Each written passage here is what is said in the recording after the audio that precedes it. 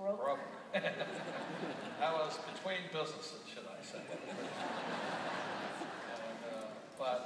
And this year, next 2 months from now, 25 years.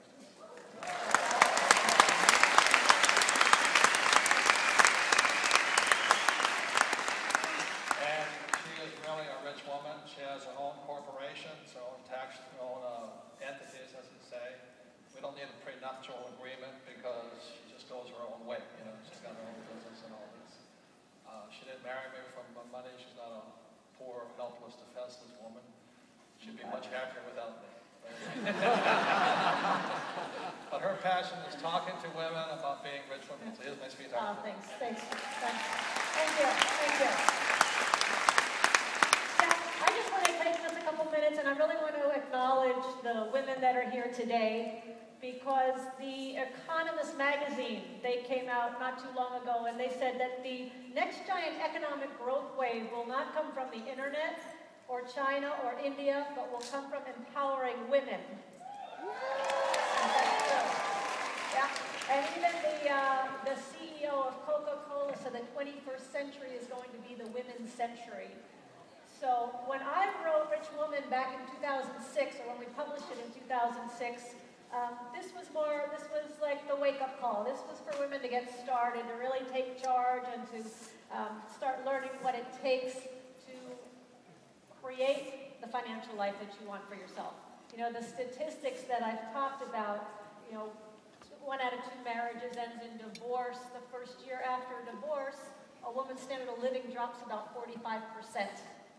His happens to go up 15%. I don't know how that happens, but that's the deal. The elderly living in poverty.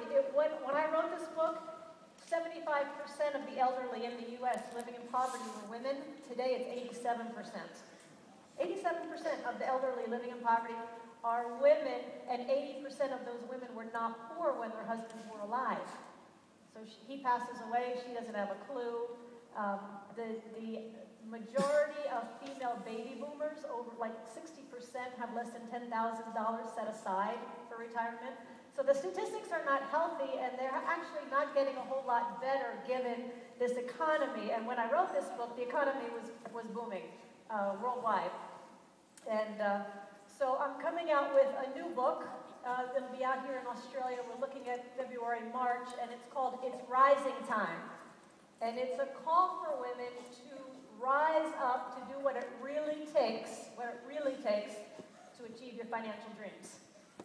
And I wrote it because, given the economy, oftentimes what I'm seeing happening all over the world right now is when there is a financial crisis in the family, oftentimes the woman is the time when she steps up. And she then takes charge, or not necessarily, it's not a man-woman issue, but sometimes it's the wake-up call, it's the job loss, it's the divorce, it's the illness that forces the woman to rise up. And that's what this book is about.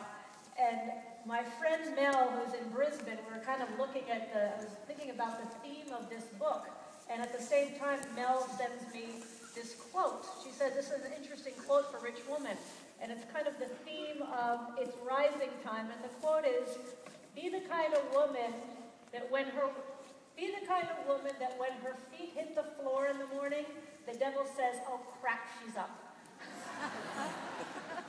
That's what It's Rising Time is about. So I personally believe that women, right now, we need so many more women role models in business, in finance, in politics. It really is our time. And given this economy and where it's going, we're not real optimistic about where it's going. So now there is actually more opportunity, and I really applaud all of you for being here today, because there's so much opportunity if you know what you're looking for. So I really want to just take this time and really recognize the women that are here. Thank you for being here. Thank you for also teaching other women, for teaching young women, for teaching your kids, because parents are the role models, parents are the teachers. So I just want to applaud you for that. Thank you. Thank you.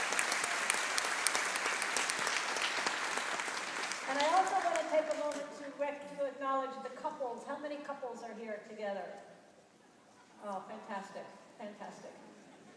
Because, yeah, your spouse, hopefully your spouse is your asset. Not all spouses are, I know. Some days Robert's not mine, some days I'm not his. But, Robert and I made an agreement when we first got together, and that was that we were going to learn together, we were going to study together, we were going to apply what we learned together, because so many couples today, as they grow older, they grow apart, and we wanted to make sure that we grew together. So there's nothing more fun, I think, than when I get a phone call saying, there's a big check coming. I'm like, all right. And making that money and getting that cash flow. And then the most important thing for me is when Robert and I were financially free in 1994, it was really the very first time I had the opportunity to ask myself, what do I really want to do with my life now? Because before that I was so busy just working, making a living, and paying the bills and all of that, that for the first time I really sat down and said, what is it I really, really want to do? And really what I want to do is I really want to encourage women, empower women, educate women, so that we can rise up and rise above the obstacles and rise up to our financial genius that's in every one of us. And then take that knowledge and teach others around us.